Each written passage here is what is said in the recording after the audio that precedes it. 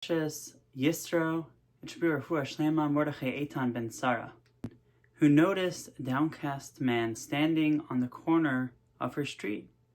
From her window, she saw people stopping by, exchanging a few words, and giving him money. Wanting to help, she went outside, placed $2 in his hands, and told him, "Never despair, good man, never despair." Sometime later, the man came back and met this woman. He approached her, reached into his pocket, and handed her $50 and some change.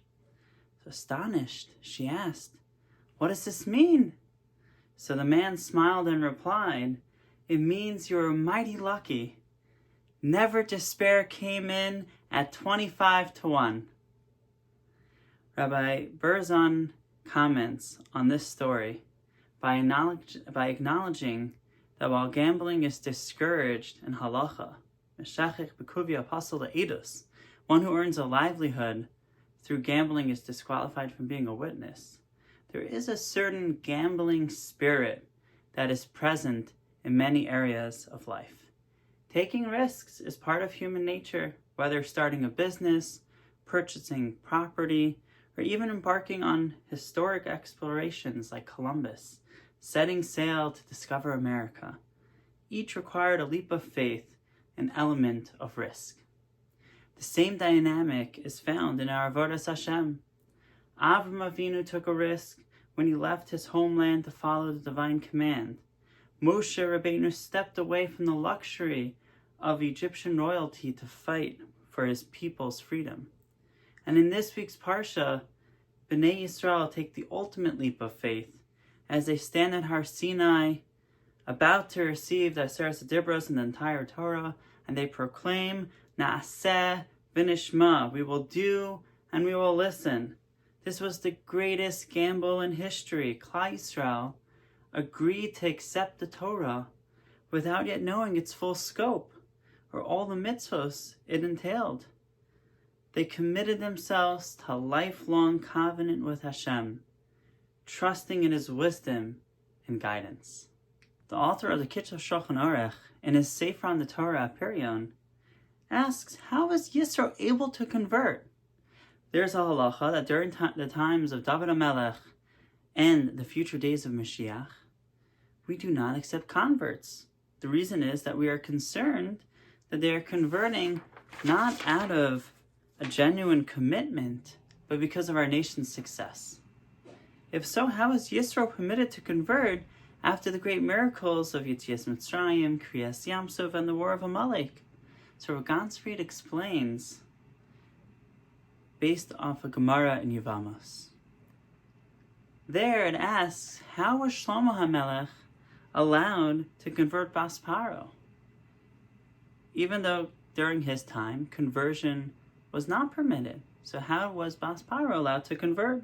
So the Gemara explains that since she was from a royal household and already possessed honor, wealth, and prestige, there was no concern that she was converting merely because of Bnei Yisrael's success. Rather, her conversion was for the sake of truth. It was for a genuine commitment to Yiddishkeit. Similarly, the Torah specifically refers to Yisro as what? As Kohen Midyan, the leader of Midyan. He was a leader, a man of great stature and respect. He lacked nothing in terms of honor or power. Therefore, there was no suspicion that his conversion was motivated by Bnei Yisrael's success. Instead, it was clear that his conversion was sincere and thus accepted. Pasuk in this week's Parsha, based on a Mechilta, the Torah states, Im Shemoah Tishma'u B'Koli, if you will surely listen to my voice, Mishmartem es Brisi, and you will guard my covenant. So Levi explains that these two phrases refers to two different parts of Torah. Im Shemoah Tishma'u B'Koli, this refers to Torah Sheb'al, the written Torah. Mishmartem es Brisi, this refers to Torah Sheb'al, which is called a Bris, a covenant. So Levi highlights two key differences between Torah Sheb'al and Torah Sheb'al, the written Torah and the oral Torah. Torah Sheb'al was given to all nations, while Bnei Yisrael were the ones chosen to uphold it. The written Torah itself was not hidden from the nations of the world. In contrast, Torah Sheb'al Peh was given exclusively to Bnei Yisrael. It is part of our unique covenant, our unique Bris with Hashem, never shared or entrusted to others. Torah Sheb'al Peh is also never-ending. Unlike the written Torah, which is fixed and unchangeable, one cannot add or subtract from it, the oral Torah is an ongoing, living process. In every generation, the Chachamim bring forth new insights, new Chidushim in Torah, halacha, and reasoning. As the pasuk in Mishlei states, Ki yitein Hashem chachma mipiv da'as usvuna. For Hashem grants wisdom, from his mouth come knowledge and understanding.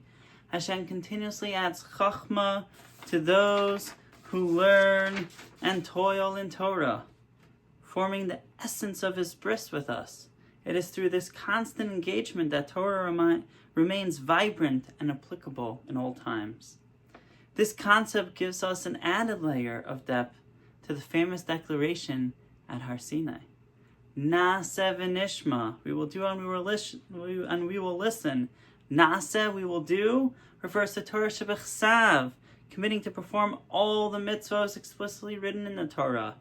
V'nishma, we will listen, refers to Torah Sheb'al Peh, meaning we accept and listen to all future chidushim and rulings of the Chachamim in every generation. So we see that Bnei Yisrael did not just accept the finite Torah at Har Sinai. They committed to an internal dialogue where Torah would continuously expand and develop through the wisdom of the Chachmei HaMesorah. Came to greet his father-in-law. The pasuk states, "V'yishtachavu v'yishak lo," and he bowed down and kissed him. So Rashi, quoting the Mechilta, asks who bowed down to who, and the Mechilta and even Rashi doesn't clearly define who's bowing to who. Is Moshe bowing to Yisro, or is Yisro bowing to Moshe? So Rav Shlomo HaKohen of Vilna, quoting his father, explains that Chazal tell us that Moshe was how tall? 10 amos high. And Yisro, presumably, was of regular height. Thus it's clear, in order for Moshe to have kissed Yisro, he must have had to bow down to Yisro's height in order to extend that kiss, to extend that greeting to his father-in-law. And therefore, Pshat, it's clear that Moshe was the one bowing to his father-in-law, which would then allow him, V'yishak lo, to kiss him for that extended greeting. This week's Parsha discusses the question of whether one recites Kiddush standing or sitting. Shulchan Aruch makes it clear that for the paragraph of Vayichulu, one should stand. The Mishbura explains that this is because we are giving Eidos, testimony about the creation of the world, and testimony must be given while standing. However, whether one must also stand for the bracha Havala Geffen and the remainder of Kiddush remains unclear. Some should suggest that since one already stands for Vayichulu, the custom naturally arose to remain standing for the remainder of Kiddush as well. The Aruch HaShulchan, in fact, derives from the Rambam by a halacha in Sukkos, where he says that Kiddush, by Sukkah, one should stand. And we imply from there that the Rambam must hold that by all Kiddushim throughout the year should all be said while standing. There are those that argue that no, the Rambam only holds by Sukkos specifically to stand by Kiddush. Why? Because we're about to have a bracha of Leishev Basukkah, sitting by the Sukkah. And we want to be able to say that bracha of Leishev Basukkah before we actually sit down in the Sukkah. And therefore we stand by Kiddush, make the bracha of Leishev Basukkah, and then we sit. The Ramah rules that one should recite the entire Kiddush while sitting, except for the first 4 words, Yom Hashishi Vaychul Hashemayim, which the first letters of each word spell out the name of Hashem, Yud Hey Vav Hey. Thus we stand in honor of Hashem. So the verse explains the reason for sitting is that Kiddush must be recited in the place where the meal will be eaten. Kiddush b'makom suda. And sitting makes it clear that one is establishing his Kiddush in connection with the meal. The Vilna Gaon extends this idea further, and he says those who are listening to Kiddush and fulfilling the obligation through Shomea Ka'oneh must all be sitting together, as this reinforces the idea that they are participating in Kiddush as a collective group. The custom to stand originates from the Ari HaKadosh, who explains that Shabbos is compared to a kala, to a bride. Just as one stands when reciting a bracha for a kala, so too we recite Kiddush standing out of respect for Shabbos. According to this opinion, standing together is sufficient to show that all are participating in the Kiddush to fulfill the obligation. Whether you sit or stand, there are shitas for all of them. Whether you stand for part of Kiddush and then sit, whether you sit for the entire Kiddush, whether you stand for the entire Kiddush, all of them are acceptable practices. Have a wonderful Shabbos.